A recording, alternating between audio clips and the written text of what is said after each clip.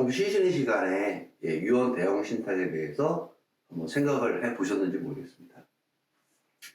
먼저 아까 말씀드린 대로 수원, 마산, 서울, 중앙 순서대로 판결이 어떻게 됐는지, 그리고 이 법원은 유언 대형 신탁에 대해서 그리고 유류분에 대해서 어떻게 판단했는지 한번 살펴보도록 하겠습니다. 자, 수원지방법원. 만약에 이 수원이나 마산이나 서울중앙이 마찬가지 판결을 한다면 사실은 다들 유언 대형 신탁을 통해서 유류분을 회피할 수 있게 될 겁니다. 자, 수원지방법원은 뭐라고 봤냐? 이건 유증이다. 이렇게 봤습니다. 결론적으로 말씀드려요. 왜 유증인지에 대해서는 특별히 판결문에 설치하지 않았습니다. 설치란 건 이제 저희가 실무진들이, 실무가들이 쓰는 얘기인데, 이렇게, 쓴다, 이런 뜻입니다. 말해서 보여준다, 이런 뜻입니다. 참. 제 소개를 드리겠습니다. 저는 서초동에서 근무하고 있는 이재우 사무장입니다. 저는 상속하고 유류분만 지금 만 14년, 유류분만 만 14년을 하고 있습니다. 보시는 분은, 아시는 분은 아시겠지만, 유류분의 정석. 이 책을 집필하게 됐습니다. 많은 분들이 항상 다 변호사를 선임해가지고 소송하는 게 아니기 때문에, 간단한 사건들은 이 책만 갖고도 소송이 가능하시도록 실무를 중심으로 유류분의 정석이라는 책을 발간했는데, 현재 이거는 절판됐습니다. 다 팔려가지고. 그래서 지금 개정판을 기본적으로 좀 더 깊이 들어가서 변경된 판례도 반영하고 해서 이렇게 개정판을 준비하고 있습니다. 거의 지금 준비가 마무리가 되고 있습니다. 그리고 조만간 상속과 한정승인과 상속폭에 대한 책도 출간이 될 예정입니다. 제가 이 유튜브를 하게 된 이유는 이렇게 많은 분들이 유튜브를 보더라도 정확한 정보를 얻기 어려우시다 보니 제가 실무적인 입장에서 좀 알려드리기 위해서 시작하게 됐습니다. 아무튼 유증이라고 봅니다. 왜냐? 자, 말씀드렸죠. 신탁자가 있고 수탁자가 있습니다. 그리고 여기 수익자가 있습니다. 수익자는 신탁자의 사망과 동시에 소유권을 취득합니다. 이것이 유언과 뭐가 틀리냐는 겁니다. 유언은 글자 그대로 많이 아시겠지만 생년을 내가 갖고 있다가 내가 죽으면 그 유언장에 따라서 소유권이 넘어가는 겁니다. 뭐가 틀리냐는 겁니다. 이게 결과적으로 같다는 얘기입니다. 그래서 수원지방법은 이걸 유증으로 봤습니다. 자, 유증으로 보게 되면 어떻게 되느냐? 유증, 누구한테 유증이냐? 수익자에 대한 유증입니다. 자, 보겠습니다. 사망합니다. 사망과 동시에 효력이 발생합니다. 그렇죠? 당연히 1년 포함됩니다. 이거는 첫 번째. 그래서 수익자가 제3자든 상속인이든 가리지 않습니다. 무조건 기초재산이 포함이 됩니다. 그것이 하나입니다. 두 번째, 유류분 반환 순서에 있어서 민법은 증여재산과 유증재산이 있다면 유증재산부터 먼저 반환하라고 얘기합니다. 다시 말해서 수익자가 유증으로 받은 재산이 있고 10억 있습니다. 증여로 5억을 받았습니다. 근데 유류분이 3억입니다. 그러면 이게 증여면 10대 5로 반환하면 되는데 유류분 3억은 전부 다 일로 갑니다. 이것이 1남이 유증을 받았고 2남이 증여를 받아도 마찬가지입니다. 다 일로 갑니다. 따라서 이 유언대용 신탁을 유증으로 보게 되면 거의 다 특별한, 정말 특별한, 우리가 예상하지 못하는 그런 일이 없다면 일단 반환 대상이 들어갑니다. 그리고 유효물 청구가 들어오면 먼저 반환을 해줘야 됩니다. 증여는 그 다음 문제입니다. 예. 그래서 상당히 불리한 위치에 놓이게 됩니다. 아무튼 수원지방법원은 수익죄에 대한 유증으로 봤습니다. 이거를. 자, 그럼 창원지방법원 마산지역으로 어떻게 봤느냐? 예, 사인증여로 봤습니다.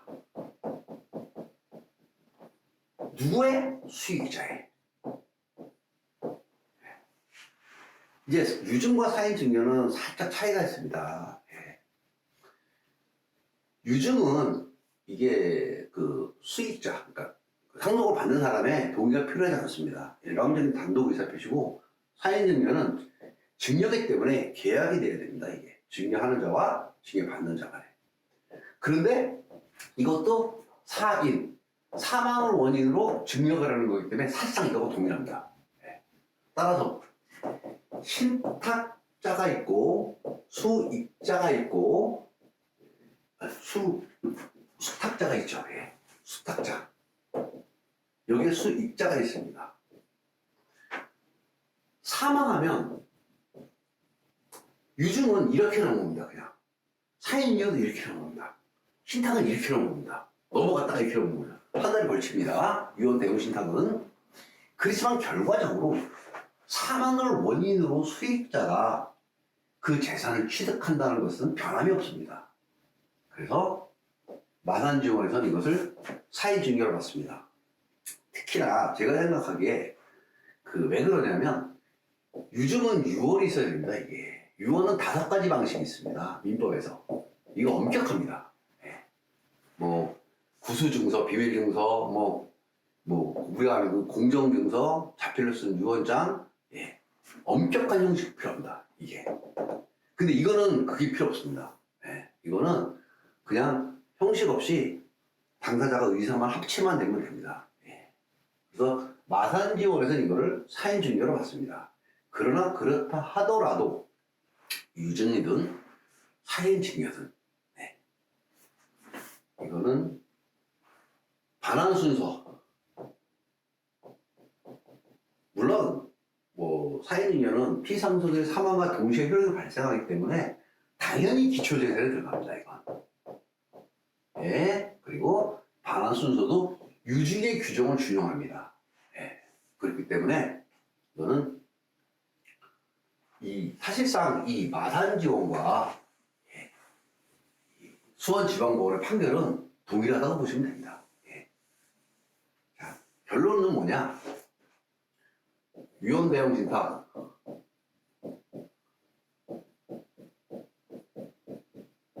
이건 반환 대상이라는 겁니다. 그것도 1순위. 1순위 반환 대상이라는 게 수원과 마산의 입장입니다. 예. 자, 보다 가까이 있는 서울중앙지방법원 법원을 판례를 보겠습니다. 서울중앙지방법원이 이걸 뭘로 봤냐면 증여로 봤습니다. 누구? 수익자에 대한 증여. 이게 좀 머리가 아픕니다. 이제 예, 머리가 아프기 시작합니다. 위에 두 개는 간단했는데 요건 머리가 아픕니다. 그 이유가 있습니다. 집중하기 위해서 일단은 요거는 조금 말이 길어집니다.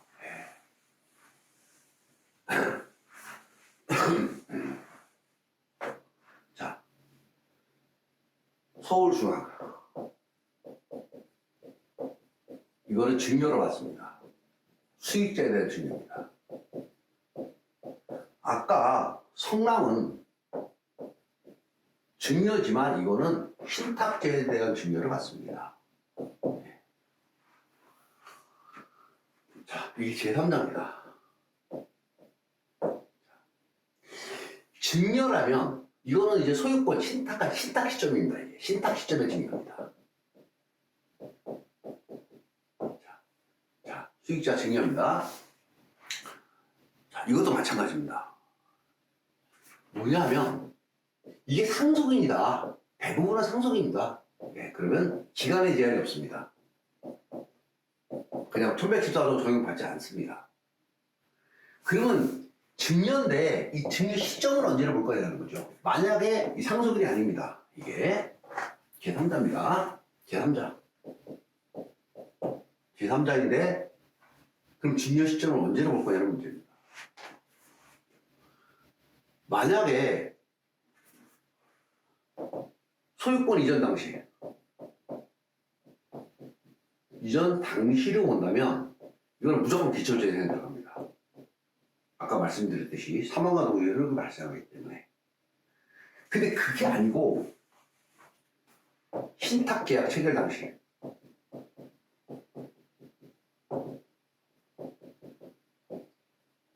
당시를 본다면 1114조 이것 때문에 문제가 생깁니다. 아까 성남지원의 신탁제 수탁자, 이게 수탁되죠.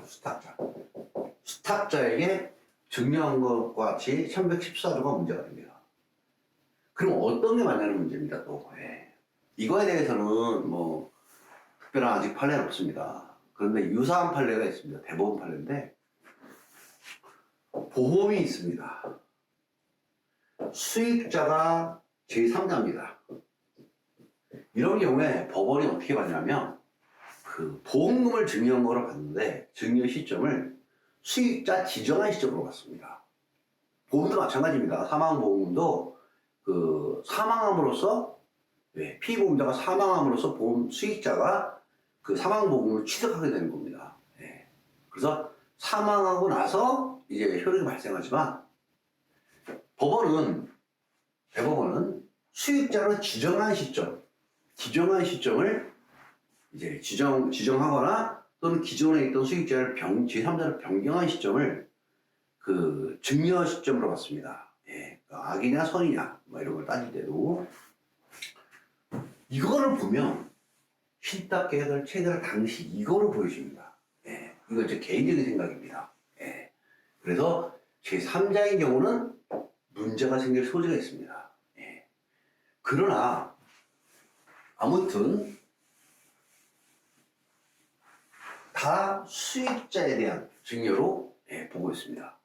자, 수원, 마산, 중앙 이렇게 했습니다. 수익자가 취득한 걸로 봤습니다. 이 두 개는 유증 또는 사인 증여로 봤기 때문에 이건 기초재산에 들어갑니다. 제3자가 묻고 따지지 않습니다. 1순위 반환입니다. 반환 순서 1순위입니다. 이거는. 자, 중앙. 증여를 받습니다. 따라서 상속인인 경우 기초재산에 들어갑니다. 제3자의 경우 1114조 따져봐야 됩니다. 순위 다른 증여와 동순위입니다. 비율만 아닙니다. 다른 증여와. 그래서 사실 유언대용 신탁 같은 경우에 뭐 성남지원 판례는 개인적으로 사실 유럽은 제도 자체를 무력화하는 겁니다. 그게 무력화하기 때문에 사실은 이 판결을 맞다고 봅니다. 수익자가 취득한 걸로 가야 된다. 이것이 제 사견입니다. 그리고 법원도 같은 입장입니다. 다만 이게 유증으로 볼 거냐 아니면 증여로 볼 거냐의 문제만 남았습니다. 근데 사실은 이걸 만약에 증여를 본다면 이런 문제가 발생할 수 있습니다. 이게. 그래서 제 개인적인 생각은 뭐 이게 맞지 않느냐. 첨예하게 대립하면 나중에 만약에 이게 맞지 않느냐라는 것이 제 개인적인 생각입니다. 자, 오늘은 유언대용 신탁. 이게 뭐 말만 들었지 뭐 유언대용 신탁으로 위로금을 피할 수 있다라는 얘기만 들었지 유언대용 신탁이 뭔데? 왜 피할 수 있는 건데? 어떻게 해서 피할 수 있었지? 이런 궁금증을 가지셨을 겁니다. 그거에 대해서 어떤 방법으로 유언 대응 신탁이 뭔지, 그리고 어떤 과정을 거쳐서 유언 대응 신탁에 대한 유륜 반환 청구 소송이 기각됐는지, 그리고 그것이 정말 맞는지, 다른 법원들은 어떻게 판단하고 있는지에 대해서 설명을 드렸습니다. 뭐 이건 물론 오늘 말씀드린 건 제 개인적인 생각입니다. 여기 성남 지원 있고 어떤 게 맞는지는 뭐 나중에 뭐 축척이 되고 대법원에 뭐 판결이 있다면 그때 가려지겠지만 현재는 이렇게 몇 가지의 형태를 갖고 있습니다. 지금 제가 아까 뭐 이거를 뭐 증여 시점을 언제로 본다 뭐 이런 부분들은 부과되는 부분들, 이걸 증여로 봤다, 유증으로 봤다, 하이링으로 봤다, 요거는 이제 수탁자에 대한 증여로 봤다, 이거는 판결의 내용입니다. 근데 이제 이런 것들은 뭐 제 개인적인 사견입니다. 그래서 그거는 맹신하지 않았으면 좋겠습니다. 다만 제가 이제 뭐 개인적인 생각 풀어서 말씀드리는 겁니다. 자, 오늘은 여기까지 하고 다음에 다른 주제, 상속폭이 제가 현재 뭐 집필을 거의 마친, 그래서 지금 탈고만 남아있는 상속폭의 한정승에 대해서 간략히 피상속인이 채무자인 경우, 상속인이 채무자인 경우 어떻게 달라져야 되는지에 대해서 설명을 드리도록 하겠습니다. 자, 이상 서초동에서 이재호 사무장이었습니다. 강의들 고생하셨고 오늘 일요일 마지막 남은 오후 시간도 잘 보내시기 바랍니다. 오늘 강의는 여기서 마치도록 하겠습니다.